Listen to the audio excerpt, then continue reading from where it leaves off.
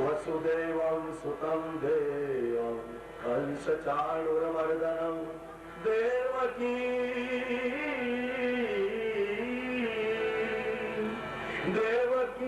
परमानन्दं श्रीकृष्णं वन्दे जगद्गुरुं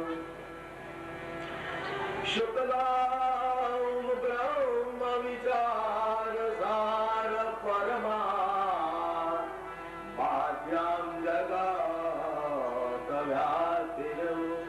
सावधान करे हे राजन घणा समयથી તું આ કથાને સાંભળે છે તારા શરીરની જે પ્રવૃત્તિઓ છે એ પ્રવૃત્તિઓ તને યાદ સુધા નથી આવતી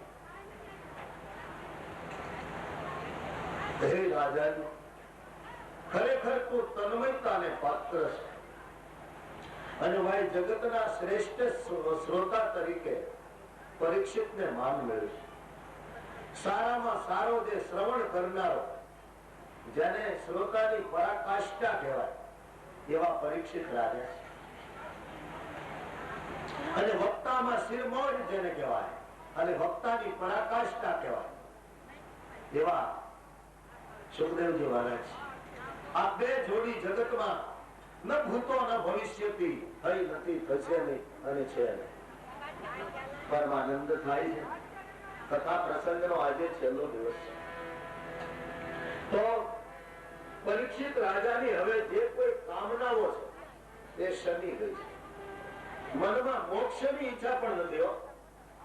માણસની કામનાઓનો જયારે શૂન્ય અવકાશ થાય ને ત્યારે એને બીજા અર્થમાં મોક્ષ કહેવામાં. મોક્ષ મળે છે મનને. મોક્ષના અર્થો સંતો મહંતો અને પુરાણો અનેક કરે, પણ મોક્ષનું બીજું નામ છે મનની શાંતિ. મનનો જયારે નિગ્રહ થાય, મન જયારે શૂન્ય અવકાશને પામે ત્યારે મોક્ષ હોય. એનું નામ મોક્ષ.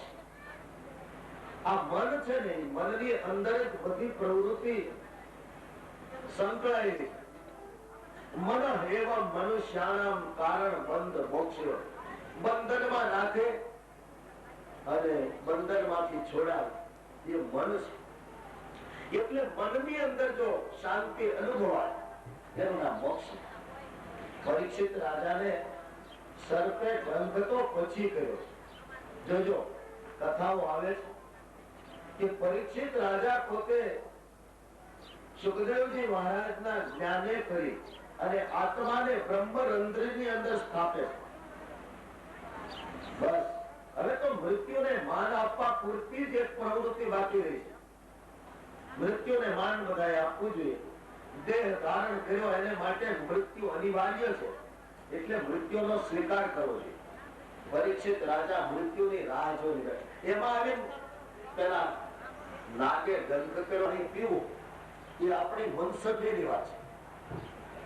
કોઈ ખોબો કરે, કોઈ એક અંજલિ દે. આ તો સાગર છે જ્ઞાનનો. 8 દિવસથી આ સાગરની અંદર આપણે તરબોળ થયા છે.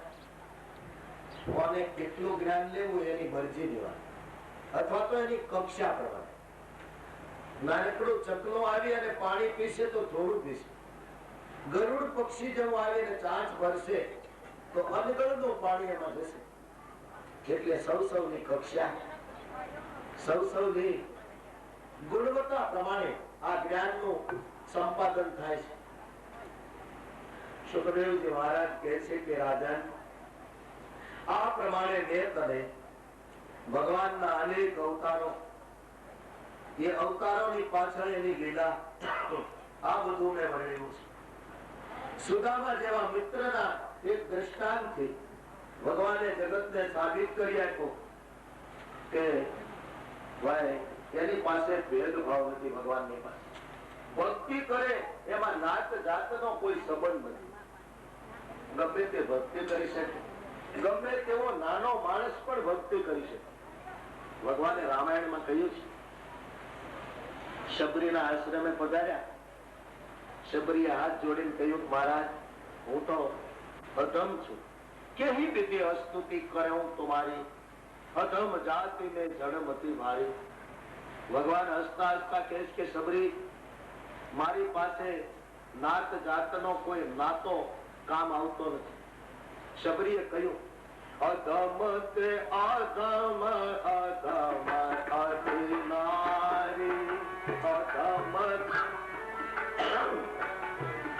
અધિનારી, અધમ તે અધમ અધમ અધિનારી, દિન મહુ મેં મત આધારી, દિન મહુ મેં મત